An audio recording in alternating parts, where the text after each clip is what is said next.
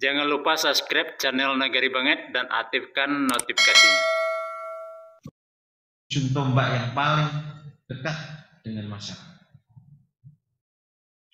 Karena itu dalam implementasi Undang-Undang Nomor 6 tahun 2014 masih banyak hal-hal yang menyisakan keluhan. Meskipun hari ini kita sayangkan menyongsong pemilu, isu yang ditawarkan itu hanya menjanjikan kepada penyelenggara, terutama perangkat, terutama kepala desa. Tetapi yang menjanjikan untuk masyarakat itu tidak.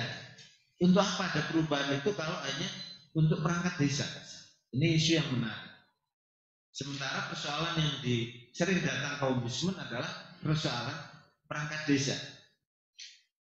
Contoh studi kasus yang kita lakukan hari ini adalah laporan masyarakat mengenai perangkat desa yang melibatkan kurang lebih 176 orang di Provinsi Gorontalo. Ombudsman sebenarnya setiap provinsi juga punya kasus-kasus serupa, tetapi tidak sebanyak jumlah ini ya dalam kasus Gorontalo ini. Beberapa waktu yang lalu Ombudsman menyelesaikan kasus di Nusa Tenggara Timur, di Sulawesi Selatan, kaitannya dengan penyelesaian konflik antara pengangkatan kepala desa dengan perangkat desa atau bekas perangkat desa, di mana di situ ada konflik kepentingan, di mana kepala desa memberhentikan perangkat desa yang tidak mendukung dia menjadi dalam pencalonan, yang kemudian setelah dia terpilih, kemudian perangkat desa yang diangkat adalah orang-orang yang menjadi tim suksesnya. Nah, mirip presiden kita sekarang.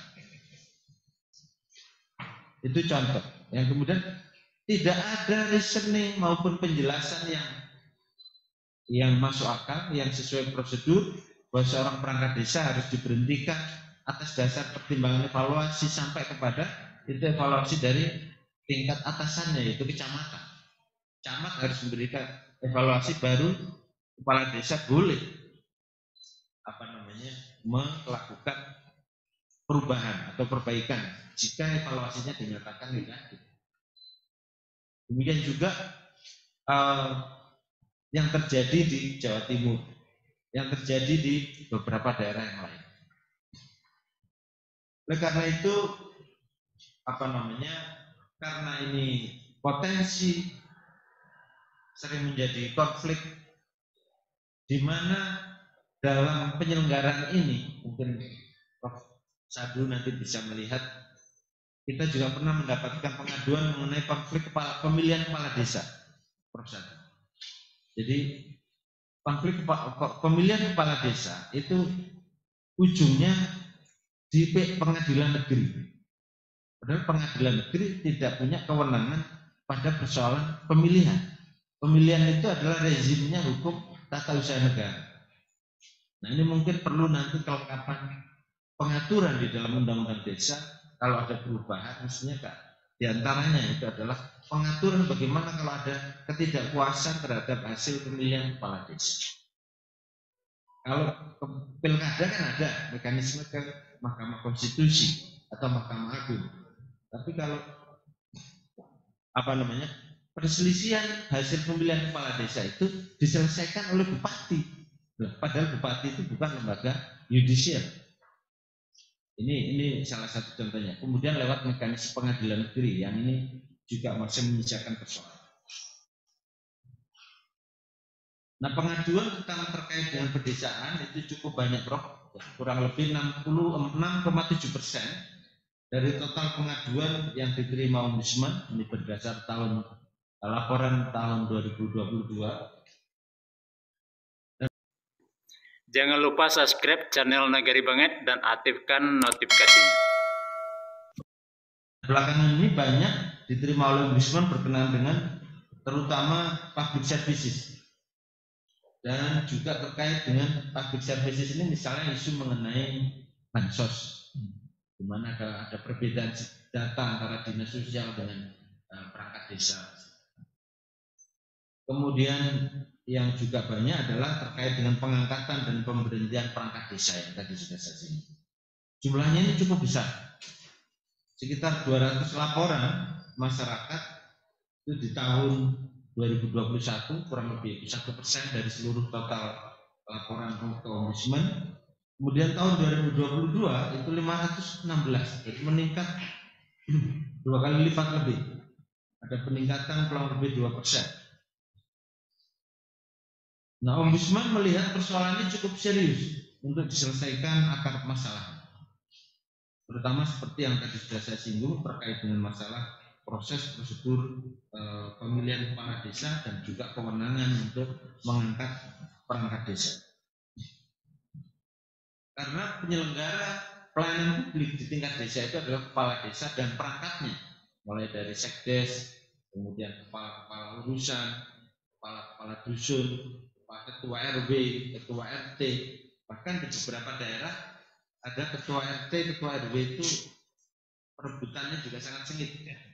Karena ternyata ada penghasilan bulanan ya dari pertokohan. Iya, dari situ. Nah, ini menarik untuk kita telah bersama kaitannya dengan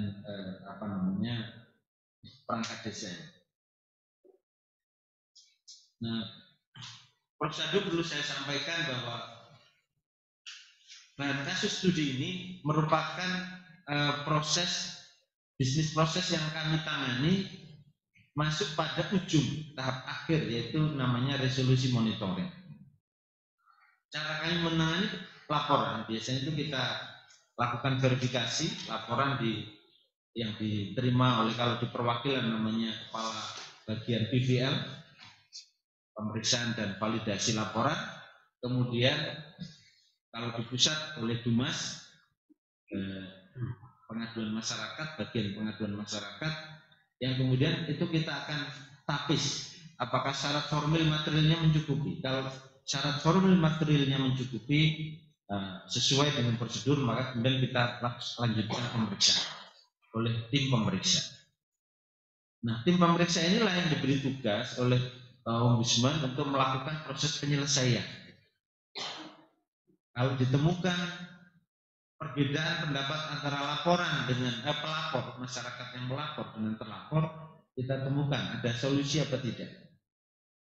Kemudian kalau ada ditemukan maladministrasi, maka Ombudsman kemudian memberikan namanya tindakan korektif.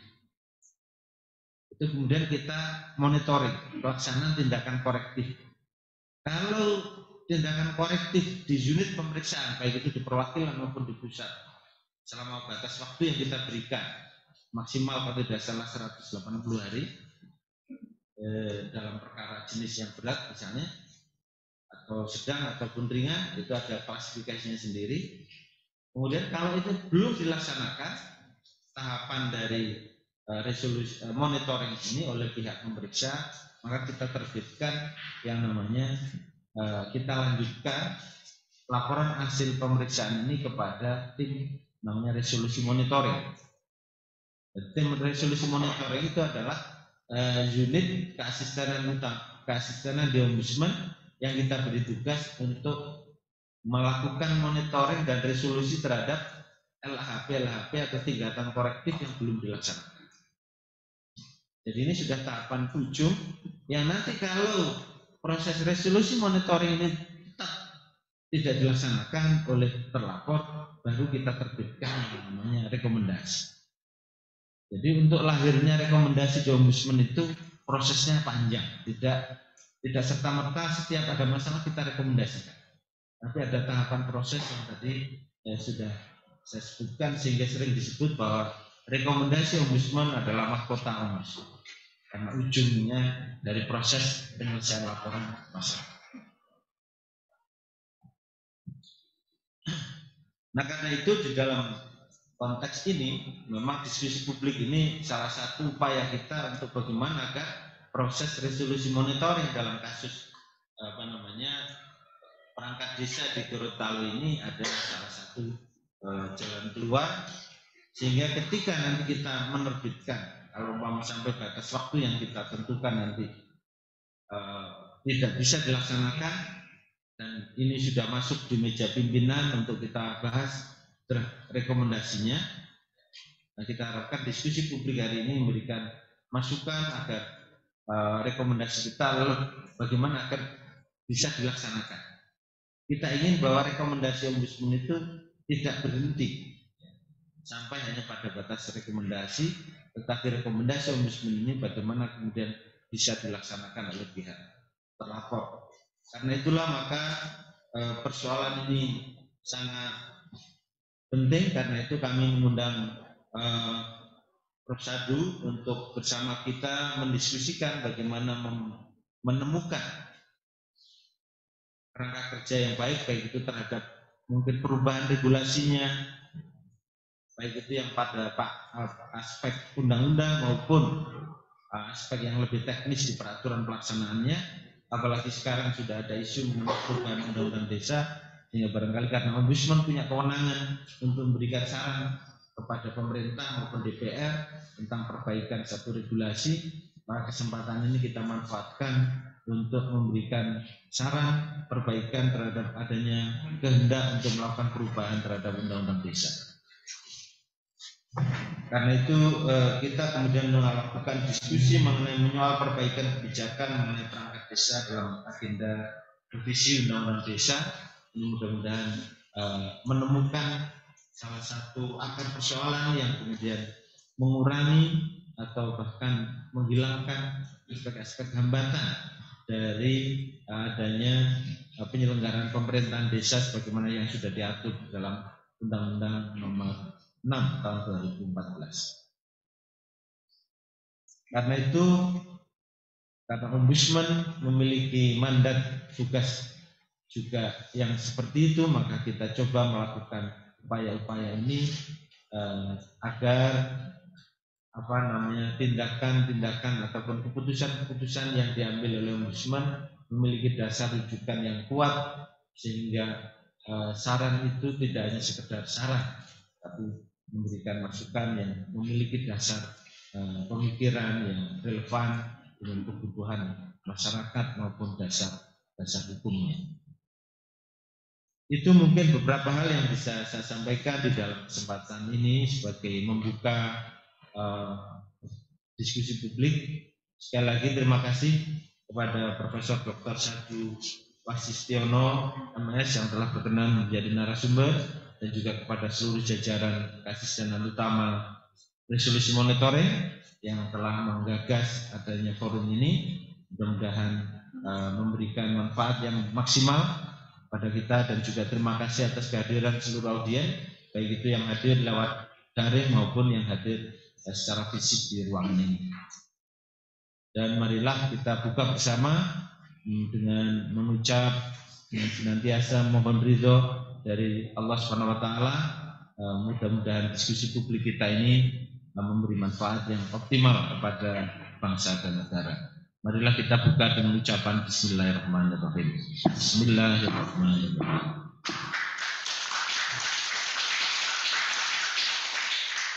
Demikian kurang lebihnya, mohon maaf. Nasrul minallah wa fathun qarib. Assalamualaikum warahmatullahi wabarakatuh.